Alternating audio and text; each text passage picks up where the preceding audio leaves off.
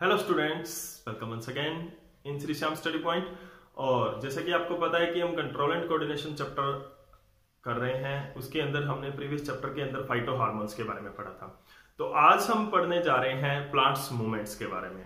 तो plants movements जो है ये टॉपिक कंप्लीटली बेस्ड है हमारा प्रीवियस लेक्चर के ऊपर, जो कि हमने फाइटो हार्मोन्स के बारे में पढ़ा था। क्योंकि जो प्लांट्स की जो मूवमेंट्स होती हैं वो फाइटो हार्मोन्स के ऊपर यानी कि प्लांट हार्मोन्स के ऊपर डिपेंड करती है कंप्लीटली। ओके, तो आपका जो है प्लांट हार्मोन्स है वो पूरी तरह से क्लियर होना चाहिए टॉपिक। अगर क्लियर नहीं है तो प्रीवियस लेक्चर में एक बार फिर जाइए आप और उसको कंसेप्ट को क्लियर करें, फिर ही ये लेक्चर देखें ताकि आपको अच्छी तरह से समझ में आ जाए, कोई भी समझने में कंसेप्ट क्लियरेंस में कोई प्रॉब्लम ना हो। और क्योंकि आधा पार्ट जो है वो प्लांट्स मूवमेंट्स पे हम करने वाले हैं इस चैप्टर का, कंट्रोल एंड कोऑर्डिनेशन, क्योंकि हमने पहले भी पढ़ा है control and coordination in plants occurs by the phyto hormones.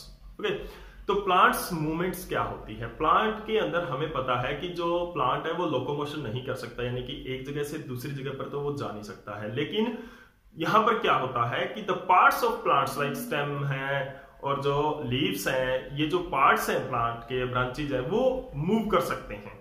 अब वो मूव कैसे करेंगे?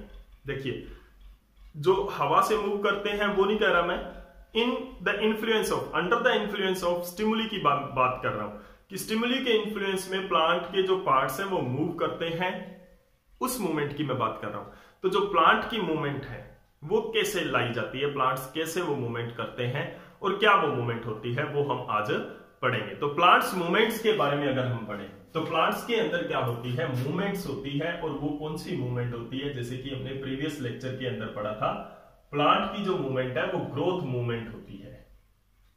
ओके, और जो ग्रोथ मूवमेंट है वो किस तरह से होती है प्लांट्स के अंदर, वो हम देखते हैं कि movements occurs in the plant by the unequal growth. जो मूवमेंट है, movement occurs in the plant in the plants by the unequal growth होती है। Two parts, two region of the unequal growth in the two region of the plant by the action of. अब देखो, दो part के अंदर यानी कि two regions है। टू रीजन्स जैसे यहां पर हम एक डायग्राम की हेल्प से समझ सकते हैं। ऑक्सिन का एग्जांपल लेके हम समझते हैं इसकी डेफिनेशन को कि प्लांट की जो ग्रोथ मूवमेंट है वो किस तरह से होती है। देखिए, ये प्लांट की एक ब्रांच, ठीक है, इसके अंदर जो ऑक्सिन है, मान लेते हैं इस साइड में कंसंट्रेट हो गया है, शेडो वाली जो डायरेक्शन है वो ये है। क्योंकि प्रीवियस लेक्चर के अंदर हमने पढ़ा था कि जो प्लांट के अंदर क्या होता है कि जो ऑक्सिन है वो शेडो वाली साइड में जाता है, मूव कर जाता है, जिस साइड में सनलाइट होती है उस साइड से अवे हो जाता है, ठीक है। तो मान लो यहां पर कंसंट्रेटेड, अब ये रीजन जो है, दिस पार्ट ऑफ प्लांट, ये यहां पर लो ऑक्सिन है। और क्योंकि हम स्टेम की बात कर रहे हैं, क्योंकि we are talking about the stem, stem की अगर हम बात कर रहे हैं तो स्टेम के अंदर ऑक्सिन जो है वो ग्रोथ करवाता है। तो जहां पर ज्यादा ऑक्सिन वहां पर ज्यादा ग्रोथ, ठीक है। ये एग्जांपल आपको फोटोट्रोपिज्म समझने में भी हेल्पफुल रहेगा। तो अब यहां पे ये पार्ट जो प्लांट का है वो ज्यादा ग्रोथ करेगा, ये पार्ट ज्यादा ग्रोथ करेगा, ये पार्ट कम ग्रोथ करेगा। तो जो प्लांट का जो नेक्स्ट पार्ट होने वाला है वो क्या होने वाला है, इस तरह से होने वाला है। Understand? And this part start bend toward the part which is the slow in the growth. Growth के अंदर जो पार्ट स्लो है वो इस डायरेक्शन में, इस तरह से ग्रो करने वाला है। क्योंकि ये पार्ट कम ग्रो कर रहा है, ये पार्ट अगर कम ग्रो कर रहा है तो ये जो दूसरा पार्ट है प्लांट का, ये पार्ट कम ग्रो कर रहा है, तो जो दूसरा पार्ट है, ये वाला पार्ट है प्लांट का, क्योंकि चलेंगे तो साथ ही, तो इस तरह से ये बेंड करेगा। ये वाला हिस्सा आप देखो, मार्कर का ये वाला टिप जो है और कैप वाला टिप है, हेड है जो इसका टेल है, जो टेल पार्ट है वो स्लो ग्रो कर रहा है, स्लो चल रहा है, और ये वाला पार्ट है वो फास्ट चल रहा है। तो इस तरह की बेंडिंग होगी यहां पर, लाइक दिस।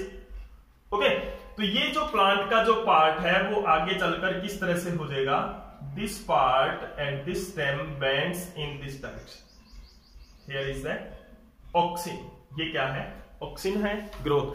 तो अब देखो, two regions A and B, A and this one the B. B part में इसकी ज्यादा ग्रोथ हुई है, तो अनइक्वल ग्रोथ हुई टू पार्ट्स के अंदर, जिसकी वजह से प्लांट की जो स्टेम है वो बेंड कर गई है, बेंडिंग हो गई है यहां पर। तो अभी हम क्या पढ़ेंगे इसके बारे में, the movement occurs in the plants by the unequal growth. Unequal growth की वजह से जो मूवमेंट होती है प्लांट के अंदर, अब ये होगा कैसे, bye the action of auxin हुआ ना, यहां पे ऑक्सिन हार्मोन है वो इस डायरेक्शन में कंसंट्रेटेड अगर ना होता तो ये जो वन डायरेक्शन मूवमेंट है ये नहीं होती। इस बात का ध्यान रखें कि ऑक्सिन इस साइड में कंसंट्रेटेड है, इसीलिए ये साइड ज्यादा ग्रो की है, ये साइड कम ग्रो की है, तो इस वजह से बेंडिंग हुई है। तो the movement occurs in the plant by the unequal growth in the two region of the plant by the action of plant hormones या फाइटो हार्मोन्स। और ये कब होगा, it occurs under the influence of stimuli. देखो stimuli के influence में हुआ ये, अभी मैं समझाता हूं आपको कि कैसे हुआ स्टिमुली के इन्फ्लुएंस में।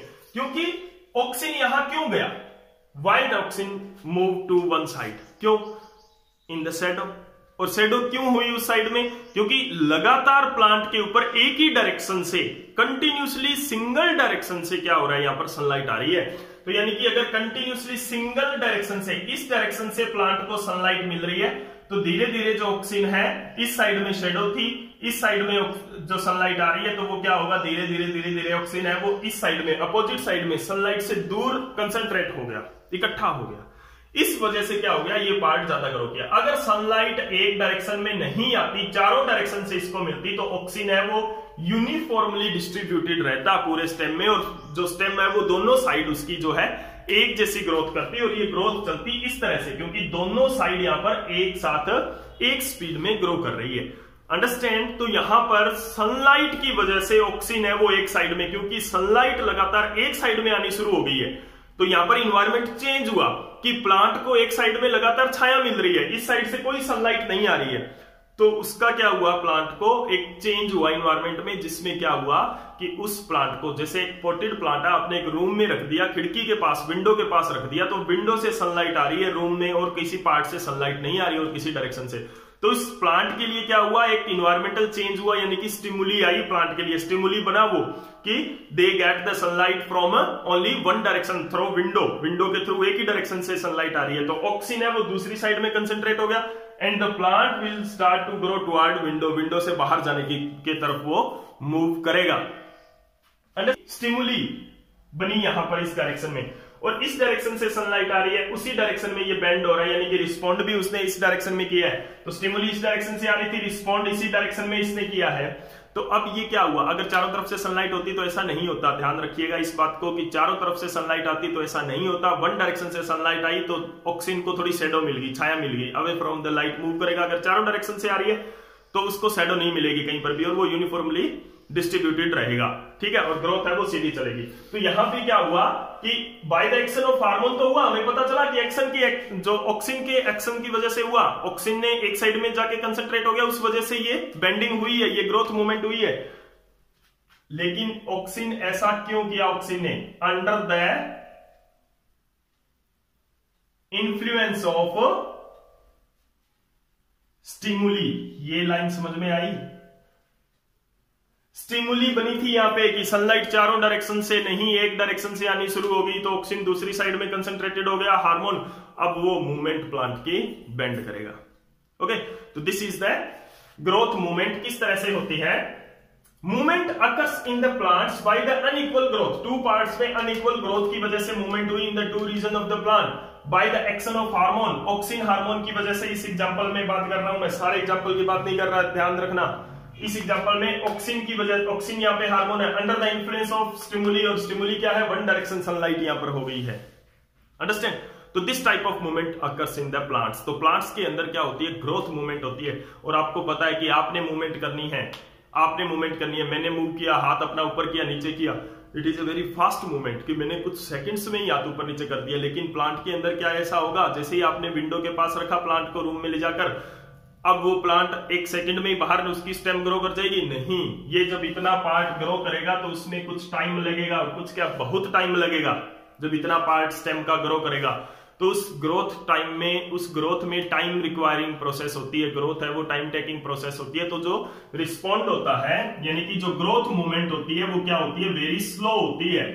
ग्रोथ मूवमेंट जो प्लांट के अंदर क्या होती है, वेरी स्लो होती है। देन एनिमल से बहुत ज्यादा स्लो होती है, क्योंकि यानी कि हम ये भी कह सकते हैं कि प्लांट बहुत स्लोली रिस्पॉन्ड करता है किसी स्टिमुली का।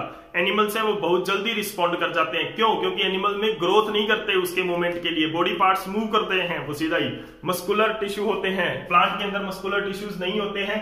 यहां पर ये क्या करते हैं, ग्रोथ करते हैं, और ग्रोथ में क्या लगेगा, टाइम लगेगा। जब प्लांट ग्रो करेगा तो उसमें टाइम लगेगा। तो ये क्या है, it is very slow process.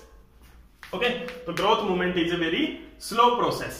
अब देखो जो मूवमेंट है, this type of movements occurs to respond the stimuli in plants के अंदर इस तरह की मूवमेंट्स होती हैं। अब ऐसी मूवमेंट्स को 2 टाइप में हमने डिवाइड किया है, वो कौन कौन से हैं देखते हैं।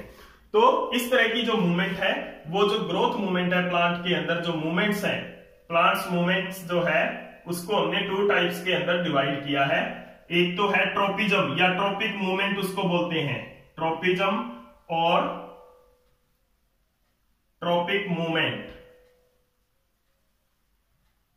दूसरा जो है हमारे पास वो क्या है, नेस्टिस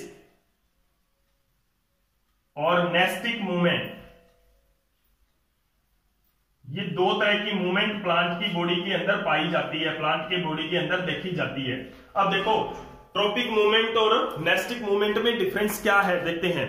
अभी जो ट्रोपिज्म है और ट्रोपिक मूवमेंट है उसके अंदर क्या होता है कि अगर आपको पता चल जाए कि डायरेक्शन ऑफ द स्टिमुली क्या है, अगर आपको पता चल जाए कि डायरेक्शन ऑफ द स्टिमुली क्या है, किससे, स्टिमुली को देखकर नहीं, रिस्पॉन्ड को देखकर, स्टिमुली को देखकर नहीं, रिस्पॉन्ड को देखकर अगर हम स्टिमुली की डायरेक्शन को डिटरमाइन कर लें तो वो क्या होती है, ट्रोपिक मूवमेंट होती है। यानी कि उसके अंदर जैसे कि यहां पर हमें पता है सनलाइट का रिस्पॉन्ड कैसे किया है, इसने जो स्टेम है उसने सनलाइट का रिस्पॉन्ड कैसे किया है, कि हमें पता है कि जो स्टेम है वो सनलाइट की तरफ ग्रो करेगी जब वो उसका रिस्पॉन्ड करेगी। इसका मैकेनिज्म हमने अभी समझा और फोटोट्रोपिज्म में और डिटेल में समझेंगे, ठीक है। तो हमें पता चला है कि जो स्टिमुली जो स्टेम है वो टुवर्ड सनलाइट ग्रो करती है, क्योंकि सनलाइट वाले हिस्से में क्या रहता है, इसके ऑक्सीजन बहुत कम हो जाता है, तो ये पार्ट ग्रो कम करने लग जाता है। तो जो दूसरा पार्ट होता है which is away from sunlight, which grows faster and run over this part which is toward sunlight, sunlight की तरफ जो पार्ट है उसके ऊपर से वो ग्रो करेगा and bend toward that part. तो वो पार्ट कौन सी साइड में है, सनलाइट की साइड में है, तो सनलाइट की साइड में क्या करेगा, बेंडिंग होगी। अब मैंने जैसे मान लो कि एक ये ब्रांच बनाई है, अब मैंने कहा कि ये आगे की ग्रोथ ऐसे करेगी, तो ये रिस्पॉन्ड टू स्टिमुली हुआ, सनलाइट का रिस्पॉन्ड हुआ। अब मैं अगर आपसे पूछूं कि सनलाइट किस डायरेक्शन से आई, तो किस डायरेक्शन से आई, हमने पढ़ा कि जो लाइट जो है सनलाइट को रिस्पॉन्ड कर रहे, जो प्लांट जो है अगर सनलाइट को रिस्पॉन्ड कर रहा है तो वो टुवर्ड सनलाइट ग्रो करेगा, ठीक है। तो टुवर्ड सनलाइट ग्रो कर रहा है यानी कि इसके अंदर इस डायरेक्शन से सनलाइट आ रही है। तो हमने पहले रिस्पॉन्ड देखा, रिस्पॉन्ड से हमने सनलाइट की डायरेक्शन पता कर ली, और वो क्या है, स्टिमुली। सनलाइट क्या है, stimuli. If we can determine the direction of stimuli by the direction of respond, कि अगर हम स्टिमुली की डायरेक्शन का पता लगा सकते हैं किससे, डायरेक्शन ऑफ रिस्पॉन्ड से, तो वो क्या होती है, ट्रोपिक मूवमेंट होती है। और अगर ऐसा नहीं कर सकते उसका मतलब क्या है कि वो नेस्टिक मूवमेंट होती है। दोनों को हम डिटेल में भी पढ़ेंगे। तो अभी क्या है, ट्रोपिज्म में क्या होता है कि द ग्रोथ मूवमेंट, ये क्या होती है, ग्रोथ मूवमेंट होती है, इन विच, जिसके अंदर क्या होता है, the direction of, in which the direction of stimuli can be determined,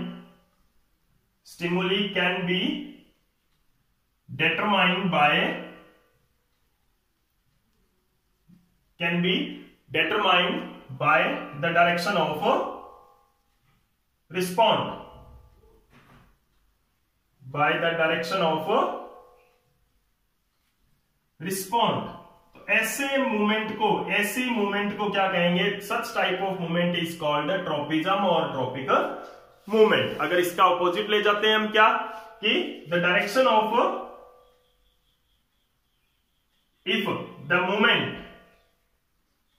ऐसी मूवमेंट इन विच जिसके अंदर in which we cannot determine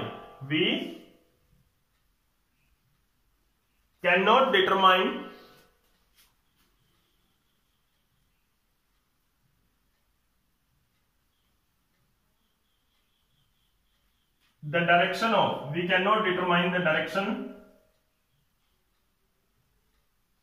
of stimuli by the direction of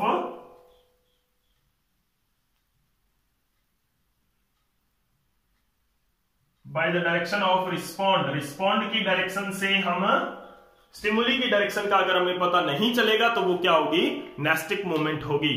ठीक है ना। तो इन दोनों मूवमेंट्स को हम डिटेल में पढ़ने वाले हैं। नेक्स्ट लेक्चर के अंदर हम पढ़ेंगे ट्रॉपिक मूवमेंट के बारे में कि किस तरह की ट्रॉपिक मूवमेंट होती है, ट्रॉपिज्म क्या होता है, किस किस तरह कौन कौन सी जो रिस्पॉन्ड होता है, किस किस स्टिमुली का जो रिस्पॉन्ड होता है वो ट्रॉपिज्म में आता है, ट्रॉपिक मूवमेंट में आता है। तो आज के लिए बस इतना ही करेंगे। कल जो हम स्टार्ट करेंगे tropic movement, different types of tropic movements in the plants. और अगर आपको ये वीडियो अच्छा लगा, कंसेप्ट क्लियर हुआ तो प्लीज लाइक एंड शेयर कर दें। Thank you.